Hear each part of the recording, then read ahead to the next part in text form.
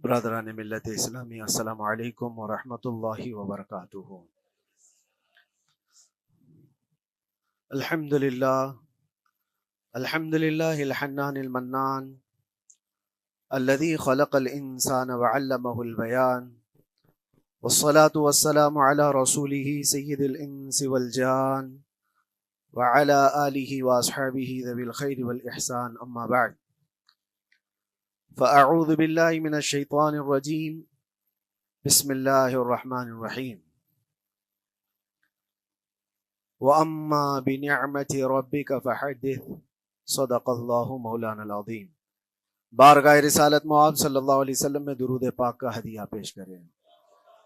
اللہم صل علی سیدنا و مولانا محمد معدن الجود والکرم وآلہ واصحابہ الکرام وابنہ الکریم وبارک وسلم صلاة دائمة سرمدا ابدا۔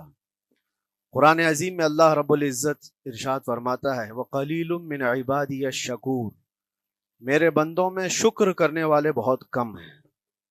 اور یہ بات صحیح ہے کہ بندے پر بے شمار نعمتیں اللہ تعالیٰ عطا کیا ہے، بے شمار ہیں۔ وَإِن تَعُدُّوا نِعْمَتَ اللَّهِ لَا تُحْصُوهَا، اگر تم اللہ کی نعمتوں کو گننا چاہو گے تو شمار نہیں کر سکو گے۔ شیخ سعدی رحمۃ اللہ تعالی علیہ فرماتے ہیں کہ تمہارا ایک سانس لینا بھی نعمت ہے، سانس کا باہر نکالنا بھی نعمت ہے، اور اگر صرف سانسوں کی نعمتوں کا شکر ادا کرنے پر بندہ بیٹھ جائے تو پوری عمر اس کی تمام ہو جائے، باقی نعمتوں کا کیا ہے؟ بے شمار نعمتوں سے نوازا ہے اللہ تعالیٰ نے، لیکن انسان کی فطرت میں یہ بھی ہے کہ کبھی ایک چیز کی کمی محسوس ہوتی ہے تو وہ واویلا مچاتا ہے، بہت شور کرتا ہے کہ مجھے یہ تکلیف ہوئی، وہ تکلیف ہوئی۔ اس کے صحت کے زمانے کو وہ یاد نہیں کرتا، مصیبت کے زمانے کو بہت جلدی یاد کرتا ہے۔ اسی لیے شکر گزار بندے بہت کم ہیں۔ عادت یہ ڈال لیں، جب مصیبت آئے، کوئی تکلیف آئے، تو ہمارے اندر یہ احساس پیدا ہو جائے کہ میرے گناہ اس سے بھی بڑی مصیبت کے لائق تھے، اللہ نے کم مصیبت عطا کی۔ جب کوئی بیمار ہو جائے، جب کبھی کسی آفت میں مبتلا ہو جائے تو یقیناً درد تو ہوتا ہے، آدمی سہن نہیں کر پاتا، لیکن احساس دل میں یہ پیدا کرے اگر وہ انصاف کرنے پر آئے رب تبارک و تعالی میرے ہر گناہ کے بدلے بڑی بڑی سزائیں دے سکتا ہے، میں چھوٹی سی سزا میں ملوث ہوں، اللہ کریم، اس کا شکر ہے۔ اسی طرح سے میرے عزیزو، ایک بات میں آپ کو بتاتا ہوں، خاص طور پر ہمارے قید کے زمانے میں بہت سارے ایسے قیدی جیل کے اندر جانے کے بعد ان کے حالات ایسے ہو جاتے ہیں، وہ نا امید اور مایوس ہو کر کفریہ جملے بکنے لگ جاتے ہیں۔ ان کے حالات ایسے ہو جاتے ہیں کوئی خدا نہیں، اگر ہوتا تو ہماری سنتا، بہت کچھ عبادتیں بھی کرتے ہیں، نہیں جب قبول ہوتی ہے تو مایوس ہو جاتے۔ تو یہ تو اندر کے حالات ہیں، باہر بھی کسی کے ساتھ ایسا ہو سکتا ہے۔ میں تو 10 سال سے دعا کر رہا ہوں، اولاد ہی نہیں ہوئی، کوئی یہ کہتا ہے۔ شادی ہو گئی، 10 سال ہو گئے، بچے نہیں ہو رہے ہیں۔ کوئی یہ کہتا ہے کہ میری بیٹی کا رشتہ ہی نہیں ہو رہا، ہر وظیفہ کر لیا، ہر دعا کر لیا، پھر یہاں سے نا امیدی، نا شکری۔ یہ جملے انسان کو کہاں تک پہنچا دیتے ہیں۔ ایک بات میں آپ کو بتاؤں، مولا علی کرم اللہ وجہہ الکریم کی یہ حکمت بھری بات ہے، ارشاد فرماتے ہیں جب کبھی مصیبت آئے اللہ کی طرف سے تو یہ امتحان ہے یا سزا ہے، کیسے پتا چلے؟ ظاہر سی بات ہے، ہر کوئی یہ کہتا ہے یہ تو اللہ کی طرف سے امتحان ہے، آزمائش۔ ہم بھی اندر تھے تو یہ بار بار احساس دلایا جاتا تھا، اور بعض لوگ یہ کہتے تھے کہ اللہ کی طرف سے آزمائش ہے، امتحان ہے، اس کو گزار لیجیے۔ بعض مرتبہ امتحان ہے اور بعض موقعوں پر سزا ہے، اور سزا کب ہے اور امتحان کب ہے یہ کیسے پتا چلے؟ بہت بڑا فارمولہ ہے۔ مولا علی کرم اللہ وجہ الکریم فرماتے ہیں جب کبھی تم پر کوئی مصیبت آئے تو یہ دیکھ لینا ان مصیبتوں کے دن میں تم اگر اللہ سے زیادہ قریب ہو گئے ہو، دعا زیادہ کرنے لگ گئے ہو، وظیفے زیادہ کرنے لگ گئے ہو، تو اس کا مطلب ہے کہ اللہ تعالیٰ تم کو امتحان میں رکھا ہے۔ اور اگر مصیبتوں کے آنے کے بعد بندہ دور ہو جاتا ہے اللہ سے، پھر وہ بپھر جاتا ہے، گناہ زیادہ کرنے لگتا ہے، تو سمجھ لو یہ سزا میں ملوث ہے۔ اب سب کی زندگی میں یہ مصیبتیں جب آتی ہیں تو خود اپنے آپ کو ریئلائز کرے، احساس کر کے دیکھے کہ مصیبت آئی ہے تو میرے ہاتھ میں تسبیح آ گئی یا پھر گالی گلوچ، مصیبت یا آفت آئی ہے میرے گھر پر تو میں عبادت اور نماز کی طرف زیادہ جا رہا ہوں یا پھر عیش و عشرت کی طرف زیادہ جا رہا ہوں، تو تمہیں خود پتا چل جائے گا کہ تم اللہ کی طرف سے امتحان میں ہو یا پھر سزا میں ہو۔ میرے عزیزو، بہت مقامات ایسے ہیں جہاں پر بظاہر مصیبت کی حکمت ہمیں نہیں معلوم ہوتی کہ کیوں آئی یہ مصیبت، کیوں دی گئی ہے ہمیں ایسی تکلیف۔ اسی کا نام تقدیر ہے کہ اللہ تعالیٰ کے لکھے ہوئے پر راضی رہنا یہ مومن کی شان ہے۔ مومن کو ہمہ وقت اللہ تبارک و تعالیٰ کی طرف سے لکھی ہوئی اس تقدیر پر راضی رہنا ہے۔ آپ کو میں ایک بات بتا دوں، حضرت ابو جندل ایک صحابی ہیں، مکہ مکرمہ میں ایمان لائے، رسول پاک صلی اللہ تعالی علیہ وسلم جب ابھی مکہ میں تھے، اس وقت غریب صحابہ کو کفار مکہ، مشرکین مکہ کس طرح سے پکڑ کر مارتے تھے، کیسے کیسی سزائیں دیا کرتے تھے۔ اسی اسنا میں اللہ کے نبی صلی اللہ علیہ وسلم ہجرت کر کے مدینہ تشریف لے گئے، لیکن جو ابو جندل تھے یہ قید میں تھے، قید میں تھے، ان کا باپ خود ان کو قید میں رکھا ہوا تھا، اور ایسی قید کہ زنجیریں بندھی ہوئی رہتی تھی، مسلسل کئی سال گزر گئے۔ حضور پاک صلی اللہ تعالی علیہ وسلم کی ہجرت کے 6 سال گزر جانے کے بعد 7واں سال تھا جب آپ کو بتاؤں حدیبیہ کا وہ منظر پیش آیا جس کو صلح حدیبیہ کہا جاتا ہے۔ تقریباً 1400 صحابہ کے ساتھ رسول کریم صلی اللہ تعالی علیہ وسلم عمرہ کرنے کے لیے آئے، لیکن اس وقت مکہ کے کفار و مشرکین مکہ سے تقریباً 35 کلومیٹر باہر دور آپ کا راستہ روک لیا، کہا ہم آپ کو عمرہ کرنے نہیں دیں گے، آپ کے اصحاب کو، آپ کے صحابہ کو ہم مکہ میں انٹر ہونے نہیں دیں گے۔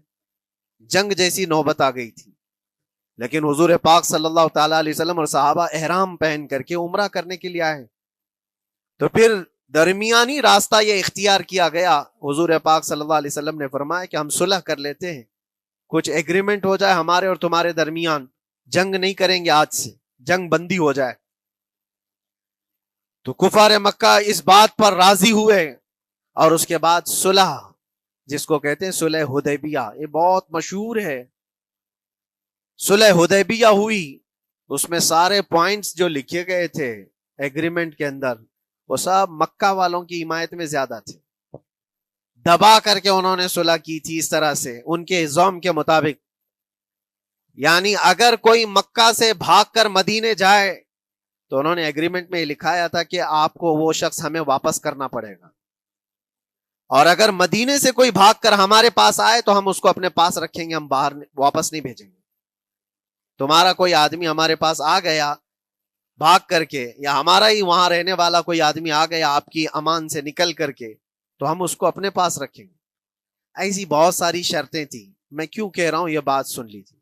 یہ صلح حدیبیہ ہو گئی، ایگریمنٹ ابھی لکھا جانا تھا، وہ ابو جندل صحابی جو کئی سالوں سے مکہ میں قید میں تھے، زنجیریں توڑ کر کے وہ باہر نکل آئے، اور جب ان کو یہ خبر ملی کہ مکہ سے 35 کلومیٹر دور اللہ کے نبی صلی اللہ تعالی علیہ وسلم اپنے صحابہ کے ساتھ پڑاؤ ڈالے ہوئے ہیں اور تشریف لانے والے ہیں، کسی طرح بچ بچاتے ہوئے وہ وہاں پہنچ گئے حدیبیہ کے مقام پر۔ جیسے ہی وہ پہنچے صحابہ میں ایک شور ہو گیا، صحابہ جانتے تھے کہ کتنے سالوں سے ابو جندل قید میں ہے، طرح طرح کی اذیتیں اٹھاتا ہے، بہت مصیبتیں اٹھائی ہیں ابو جندل۔ دیکھا ان کے جسم پر پورے زخموں کے نشان تھے، ہاتھوں اور پیروں میں زنجیریں لٹکی ہوئی تھیں۔ وہ اسی حالت میں صحابہ کے پاس آ گئے، صحابہ سب نے سینے سے سینہ لگایا، استقبال کیا، ابو جندل تم آ گئے ہمارے پاس، آ گئے۔ اب بات سنو، بڑی حیرت کی ہے، ایگریمنٹ لکھا جا رہا تھا اور ابو جندل مکہ سے فرار ہو کر کے آئے تھے۔ ابو جندل کا جو باپ ہے اور دوسرے جو رئیس مکہ کے تھے، قریش کے سردار، سبوں نے ہاتھ روک لیا اور کہا ہمارا ایک آدمی بھاگ کر آپ کے پاس آیا ہے، ایگریمنٹ کے مطابق اس کو آپ ہمیں واپس کرنا ہوگا، واپس لوٹانا ہوگا۔ مکہ میں رہنے والا شخص آپ کے پاس آیا ہے، وہ ہمارا قیدی ہے۔ حضور پاک صلی اللہ تعالی علیہ وسلم نے فرمایا ابھی تو لکھا نہیں گیا، اس سے پہلے وہ آیا ہے، چھوڑ دو اس کو، اس کے بعد جو بھی ہوگا اس پر عمل کریں گے۔ مکہ والوں نے کہا نہیں، ہم نہیں مانتے اس چیز کو۔ حضور پاک صلی اللہ تعالی علیہ وسلم نے یہاں تک فرمایا اس ایک شخص کو میری ضمانت میں دے دو، باقی تمہاری ساری شرطیں منظور کر لی جائیں گی۔ وہ رحمت للعالمین، نبی اکرم صلی اللہ تعالی علیہ وسلم اپنے غلاموں پر رحم کیسے نہ کریں؟ جب ان حالات میں دیکھا ابو جندل کو تو صحابہ بھی حضور کے پاس آئے اور کہا یا رسول اللہ صلی اللہ علیہ وسلم صلح کیوں کر رہے ہیں؟ ان کے ساتھ جنگ کریں گے ہم، ان کو ہم نے بدر میں، احد میں، خندق میں ان کے ساتھ جو مقابلے کی ہمیں تجربہ ہے، ہم ان کے پرخچے اڑا دیں گے، آپ اجازت دیں ہم جنگ کریں گے۔ اللہ کے نبی فرماتے ہیں میں جو دیکھ رہا ہوں وہ تم نہیں دیکھ رہے ہو، اللہ کا حکم نہیں ہے جنگ کرنے کا، صلح ہے۔ صلح ہو گئی، لکھا جا رہا تھا، اور یہ ابو جندل آئے۔ آپ جب حضور پاک صلی اللہ تعالی علیہ وسلم نے فرمایا ٹھیک ہے ایگریمنٹ کے مطابق ابو جندل کو مکہ واپس بھیجنا پڑے گا، اتنا فرمایا تھا حضور نے، ابو جندل دھاڑے مار مار کر رونے لگے اور صحابہ کو جا کر کے اپنے زخم دکھانے لگے کہ دیکھو مجھے واپس بھیجا جا رہا ہے، مجھے واپس بھیجا جا رہا ہے۔ تو صحابہ کے اندر بھی جوش تھا، اپنا آدمی جب کوئی اتنا مظلوم ہو، اتنا مار کھایا ہو، اور پھر واپس انہی ظالموں کے سامنے اس کو بھیجا جانا ہو تو کیا کیفیت ہوگی۔ تو وہ ابو جندل سارے صحابہ کے بیچ میں چھپ چھپاتے ہوئے رو رہے تھے۔ اللہ کے نبی صلی اللہ علیہ وسلم تشریف لائے اور فرمایا ابو جندل میں کہہ رہا ہوں واپس چلے جاؤ، واپس جاؤ، مکہ جاؤ۔ تو انہوں نے کہا یا رسول اللہ صلی اللہ علیہ وسلم ان زخموں کے ساتھ واپس جاؤ؟ اللہ کے نبی صلی اللہ علیہ وسلم نے فرمایا ہاں ابو جندل، اللہ کی مرضی یہی ہے، اور اللہ کا نبی وہی کہتا ہے جو اللہ کی مرضی ہوتی ہے۔ یہ میں کہہ رہا ہوں بظاہر تکلیفوں کی حکمت ہمیں معلوم نہیں ہوتی، لیکن ہمیں عمل کرنا چاہیے۔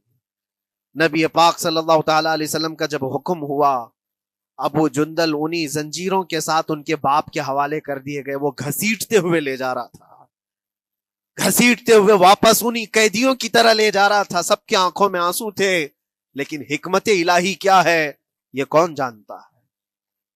بظاہر اللہ تبارک و تعالیٰ کی طرف سے یہ دی ہوئی آزمائشیں، یہ تکلیفیں، اس کی حکمت وہ بہتر جانتا ہے۔ جب ابو جندل کو واپس کیا گیا، ایک سوال اٹھتا ہے میرے عزیزو، یہ میں قید کی حالت میں رہ کر کے ایک شخص نے مجھ سے سوال کیا تھا، آپ تو اللہ کے نبی صلی اللہ تعالی علیہ وسلم کی ناموس کی بات کرتے ہو، حضور کی محبت کی بات کرتے ہو، ان کے عشق کی بات کرتے ہو، اور یہ بھی کہتے ہو کہ نبی پاک صلی اللہ تعالی علیہ وسلم دستگیری کرتے ہیں، اپنے غلاموں کی مدد کرتے ہیں، تو اتنے دنوں سے کیا آپ نے حضور کو نہیں پکارا؟ کیا رسول پاک صلی اللہ تعالی علیہ وسلم سے محبت اور عشق کی بات کے بعد آپ نے بھیک نہیں مانگی؟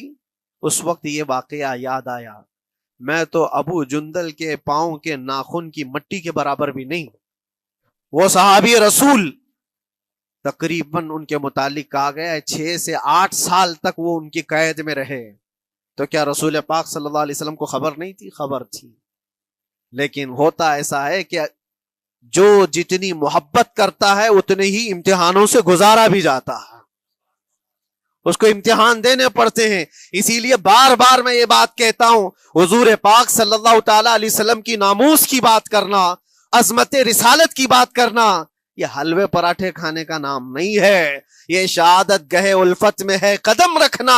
لوگ آسان سمجھتے ہیں مسلمان ہونا، حضور پاک صلی اللہ تعالی علیہ وسلم کی شریعت طاہرہ کو بچانے کے لیے ہی تو، حضور کی ناموس کی حفاظت کے لیے ہی تو مولا امام حسین نے اپنی گردن دے دی، اپنے بچوں کی قربانی دے دی، اپنا عیش آرام سب تیاگ دیا۔ یہ ساری قربانیوں کے بعد ہی اس امتحان سے بندہ نکلتا ہے۔ وہ امام احمد بن حنبل جن کے سینے میں 5 لاکھ حدیثیں محفوظ تھیں، رسول پاک صلی اللہ علیہ وسلم کی 5 لاکھ حدیثوں کے حافظ، لیکن بغداد کے ظالم حکمرانوں نے ان کو ننگی پیٹھ پر کوڑے مارے ہیں، پہلی مرتبہ 100 کوڑے، دوسری مرتبہ پھر 100 کوڑے، تیسری مرتبہ پھر 100 کوڑے، اتنے میں تو آدمی مر جاتا ہے۔ امام احمد بن حنبل کی پیٹھ جھک گئی تھی۔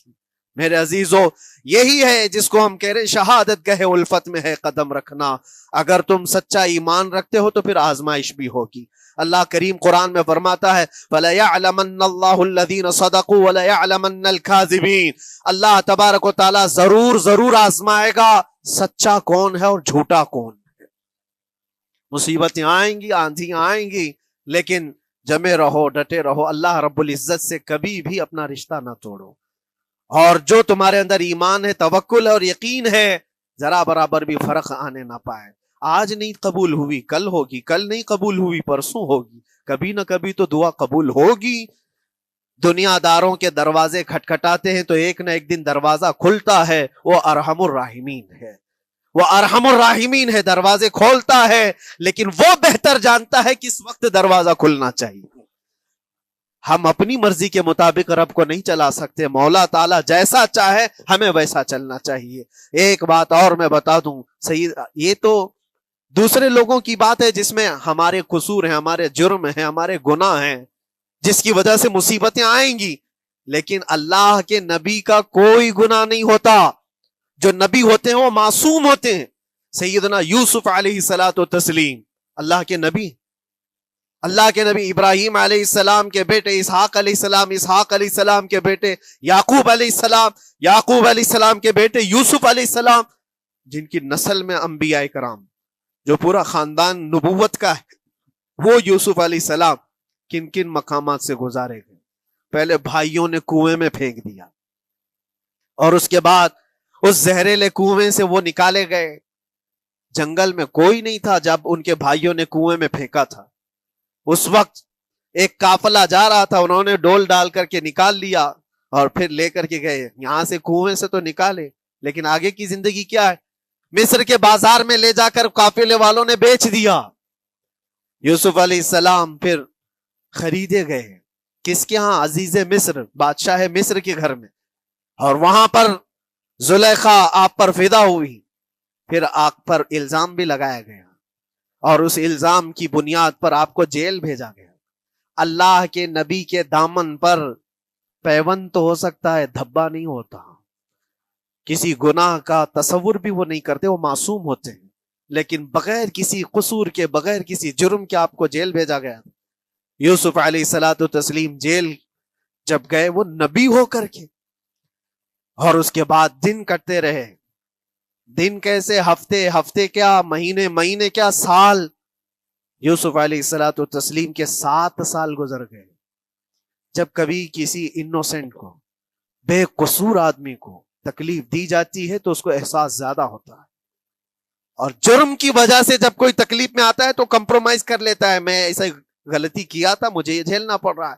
لیکن جس کا جرم ہی نہیں، نہ کردہ گناہ کی سزا جب دی جاتی ہے، بندہ بہت بکھر جاتا ہے، ٹوٹ جاتا ہے۔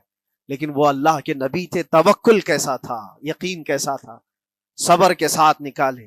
لیکن ایک بہت پیاری بات ہمیں ملتی ہے میرے عزیزوں، وہاں قیدی اور بھی تھے، اور یوسف علیہ السلام کو اللہ تعالیٰ نے ایک معجزہ عطا کیا تھا۔ وہ خوابوں کی تعبیر سچی سچی بتاتے تھے۔ خواب کی تعبیر ہوا کرتی ہے، جو بھی خواب دیکھتا ہے آدمی، اس میں اشارہ ہوتا ہے اللہ کی طرف سے۔ تو 2 قیدیوں نے خواب دیکھا تھا، یہ قرآن پاک کے سورہ یوسف میں پورا موجود ہے، 12ویں پارے میں۔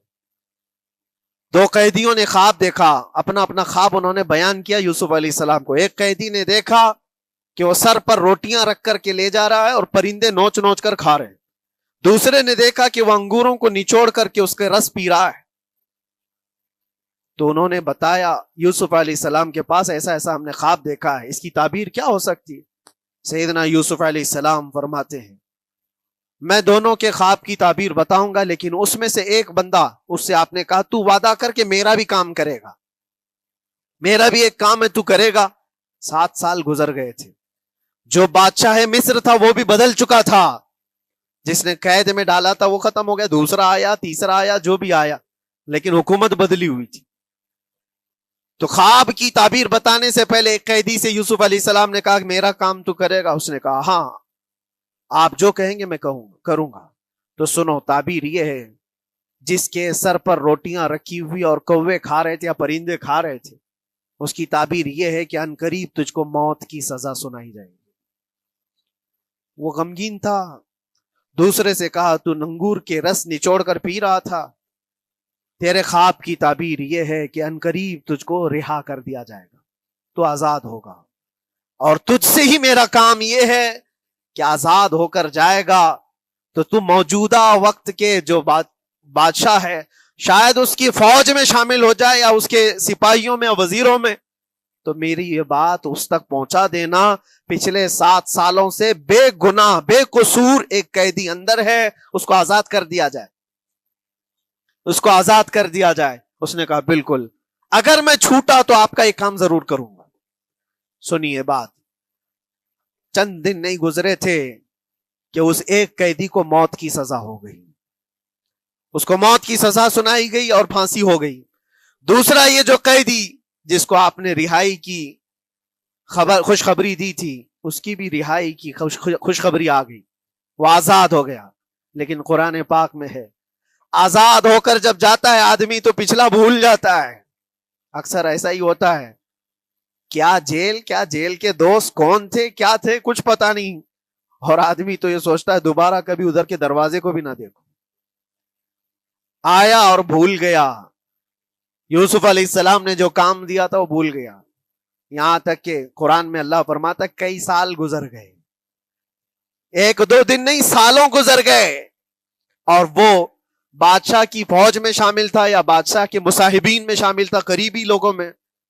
ایک زمانے کے بعد مدت ہوئی، اور اس وقت سوچیے آپ کتنا وقت حضرت یوسف علیہ السلام نے کاٹا ہوگا۔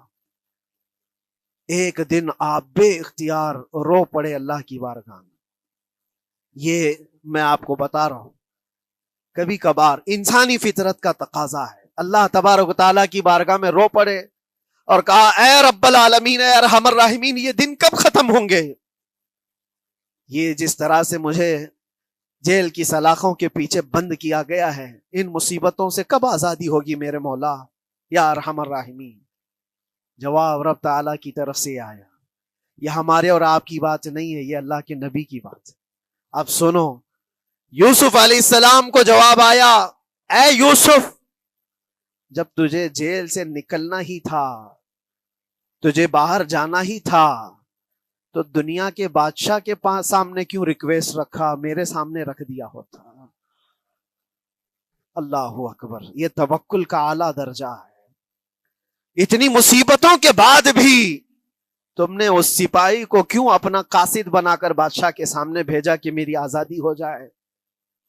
یوسف علیہ السلام بہت روئے، سجدے میں گر کر کے مولا مجھے معاف کر دے، اور میرے ہر شے کا تو مالک ہے، اب میں زندگی بھر قید میں رہوں یا آزاد رہوں یہ تیری مرضی پر ہے۔ میرے عزیزو، پھر یوسف علیہ السلام کے ساتھ کیا ہوا؟ بادشاہ نے خود ایک خواب دیکھا اور وہ پریشان تھا، خوابوں کی تعبیر کوئی بتا نہیں رہا تھا۔ تب اس قیدی کو چھوٹے ہوئے کو یاد آئی بات کہ جیل میں ایک آدمی ہے جو سچی سچی تعبیر بتاتا ہے۔ پھر اس نے بادشاہ سے کہا ایک قیدی بہت شریف اور صالح ہے، وہ سچی تعبیر بتائے گا، آپ کہے تو میں اس کو لے آؤں، اور اس نے مجھے یہ کہا بھی تھا کہ اس کو آزاد کرنا ہے، آپ کے پاس ریکویسٹ رکھنی ہے کہ وہ بے قصور قید میں ہے۔ بادشاہ نے معلومات حاصل کی اور اس کے بعد پروانہ دے دیا کہ اس قیدی کو آزاد کیا جائے جس کو بے قصور رکھا گیا ہے، اور میرے خواب کی تعبیر بتائی جائے۔ یوسف علیہ الصلوۃ والتسلیم کو لوگ آئے لینے کے لیے۔ اب یہاں منظر اور ہے میرے عزیزوں، کہا کہ بادشاہ نے خواب دیکھا، اس کی تعبیر بتائے۔ آپ نے تعبیر تو بتا دی کہ کیا ہونے والا ہے اگلے 7 سالوں میں بادشاہ کے ساتھ، یہ ساری تعبیر بتائی، لیکن جب آزاد کرنے کی بات آئی تو آپ نے کہا رہنے دو، اب مجھے قید میں رہنے دو، اس لیے کہ آپ کو یہ احساس ہوگا کہ میں بادشاہ کے پاس کیوں رکھا ہے اس مقدمے کو۔ لیکن بعد میں بادشاہ اور اس کے مصاحبین اور اس کے وزیر آپ کو اصرار کرتے ہوئے لے گئے اور لے جا کر کے سیدھے وزیر اعظم کے تخت پر بٹھا دی، سیدھے وزیر اعظم کے تخت پر بٹھا دیا۔ پھر رب تبارک و تعالیٰ نے فرمایا اے یوسف، جب تک ہم چاہیں تب اندر رہے گا آدمی، اور جب ہم چاہ لیں باہر تو پھر اپنی مرضی سے کوئی اندر بھی نہیں رہ سکتا۔ حقیقت ہے میرے عزیزو، جب مصیبتوں کے ختم ہونے کا وقت آئے پھر پوری دنیا کھڑی ہو کر کے بھی تم کو مصیبت نہیں دے سکتی۔ تکلیف نہیں دے سکتی. اور رب تبارک و تعالیٰ نے فرمایا وَإِن يَمْسَسْكَ اللَّهُ بِضُرٍّ فَلَا كَاشِفَ لَهُ، اگر تم کو اللہ کی طرف سے کوئی مصیبت آئے تو کوئی اس کو ہٹانے والا نہیں ہے. وَإِن يَمْسَسْكَ اللَّهُ بِخَيْرٍ فَلَا رَادَّ لِفَضْلِهِ، اور اگر اللہ تبارک و تعالیٰ کوئی بھلائی کسی بندے کو دے دے تو دنیا کی کوئی طاقت اس کو روک بھی نہیں سکتی. آج اگر رب تبارک و تعالیٰ ہم کو کوئی مقام اور مرتبہ دے دے، کوئی عزت اور انعام دے دے، سارے کتے بھونکتے رہیں، اس انعام کو کوئی رد نہیں کر سکتا. اللہ تبارک و تعالیٰ کا دیا ہوا فضل اس کو کوئی کاٹ نہیں سکتا، اور اس کی دی ہوئی مصیبت کو کوئی دوسرا ٹال بھی نہیں سکتا. اسی لیے آؤ لگے رہو اسی بارگاہ میں اور عرض کرو کہ مولا مجھ سے جو خطائیں ہوئی ہیں اس کو درگزر فرما دے، اور جس طرح کی بھی تو زندگی دیا ہے یہ تیرا شکر ہے مولا. شکر ادا کرنے کی عادت ڈال لو. اللہ تبارک و تعالیٰ فرماتا ہے لَإِن شَكَرْتُمْ لَأَزِيدَنَّكُمْ، اگر تم شکر ادا کرو گے تو میں اور زیادہ عطا کروں گا، اور زیادہ عطا کروں گا. آج اگر تھوڑی سی مصیبت ہے تو شکر ادا کرو کہ مولا بڑی مصیبت تو نہیں آئی ہے، یہ بھی تیرا کرم ہے، تیرا احسان ہے. مصیبت زدہ لوگوں کو دیکھتا ہوں تو پھر میں یہ کہتا ہوں ہاتھ بھی سلامت ہے، پیر بھی سلامت ہے، آنکھ بھی سلامت ہے، زبان بھی سلامت ہے، دماغ بھی چل رہا ہے. کیا یہ شکر کرنے کا موقع نہیں ہے؟ یہ شکر کرنے کا مقام نہیں ہے؟ آؤ ہر دن اللہ کا شکر ادا کرو، شکایتیں کم کرو. اللہ تبارک و تعالیٰ کو یہ زندگی پسند ہے. وآخر دعوانا ان الحمد للہ رب العالمین. السلام علیکم.